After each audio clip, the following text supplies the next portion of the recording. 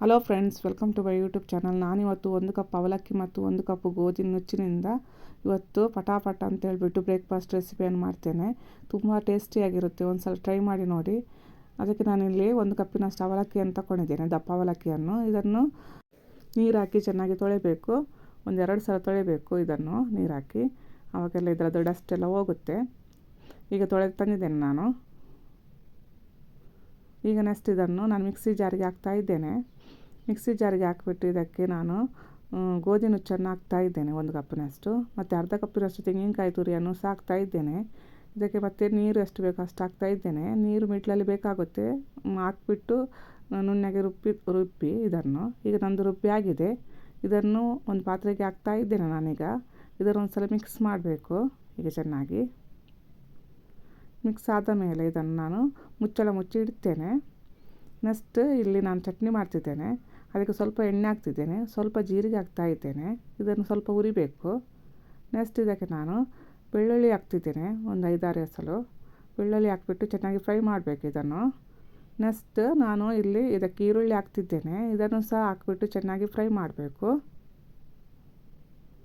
ಈರುಳ್ಳಿ ಸ್ವಲ್ಪ ಫ್ರೈ ಆದ ಮೇಲೆ ಇದಕ್ಕೆ ಟೊಮೊಟೊ ಹಾಕ್ತಿದ್ದೇನೆ ನಾನು. ಈಗ ಟೊಮೊಟೊ ಸಹ ಫ್ರೈ ಆಗಬೇಕು ಚೆನ್ನಾಗಿ ಇದು ಸಹ. ಅದಕ್ಕೆ ನಾನಿಲ್ಲಿ ಉಪ್ಪು ಹಾಕ್ತಿದ್ದೇನೆ, ಬೇಗ ಫ್ರೈ ಆಗಲಿ ಅಂತ ಹೇಳ್ಬಿಟ್ಟು. ಮಕ್ಕಳೆಲ್ಲ ಇಷ್ಟಪಟ್ಟು ತಿಂತಾರೆ, ದೊಡ್ಡವರು ಸಹ ಇಷ್ಟಪಟ್ಟು ತಿಂತಾರೆ. ಒಂದು ಸಲ ಟ್ರೈ ಮಾಡಿ ನೋಡಿ. ಮತ್ತು ಇದಕ್ಕೆ ನಾನಿಲ್ಲಿ 3 ಬ್ಯಾಡಗಿ ಮೆಣಸಿನಕಾಯನ್ನು ಹಾಕ್ತಾ ಇದ್ದೇನೆ. ನೀವು ಬೇಕಾದರೆ ಇಲ್ಲಿ ಜಾಸ್ತಿ ಹಾಕ್ಬೋದು ಖಾರಕ್ಕನುಸಾರ ಆಗಿ. ಈಗ ನಾನು ಇದು ಟೊಮೊಟೊ ಎಲ್ಲ ಮೆಲ್ಟ್ ಆಗಿದೆ. ಈ ರೀತಿ ಆದಾಗ ಸ್ಟವ್ ಆಫ್ ಮಾಡಬೇಕು. ಇದನ್ನು ನಾನೀಗ ತಣ್ಣಗಾದ ಮೇಲೆ ಮಿಕ್ಸಿ ಜಾರಿಗೆ ಹಾಕ್ತಾ ಇದ್ದೇನೆ.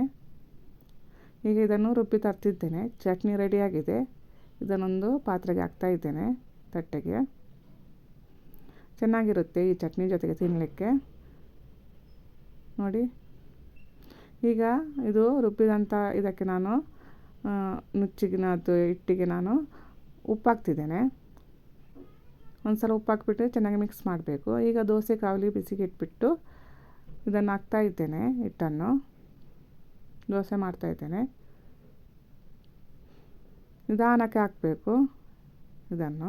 ಮತ್ತು ಯಾವಾಗಲೂ ಗ್ಯಾಸು ಸಿಮ್ಮಲ್ಲಿ ಸ್ವಲ್ಪ ಮೀಡಿಯಮ್ ಫ್ಲೇಮಲ್ಲಿ ಇಟ್ಟರೆ ಸಹ ಓಕೆ, ಇಲ್ಲವೇ ಸಿಮ್ಮಲ್ಲಿಟ್ಟು ಹಾಕಿದರೆ ಓಕೆ ಸ್ಟಾರ್ಟಿಂಗ್ ಹಾಕುವಾಗ. ಮತ್ತು ತೆಗೆಯುವಾಗ ಸ್ವಲ್ಪ ಫಾಸ್ಟ್ ಇಟ್ಟರೆ ಆಗುತ್ತೆ. ಈಗ ಇದನ್ನು ಉಲ್ಟಾಕಿಬಿಟ್ಟು ಬೇಯಿಸಬೇಕು.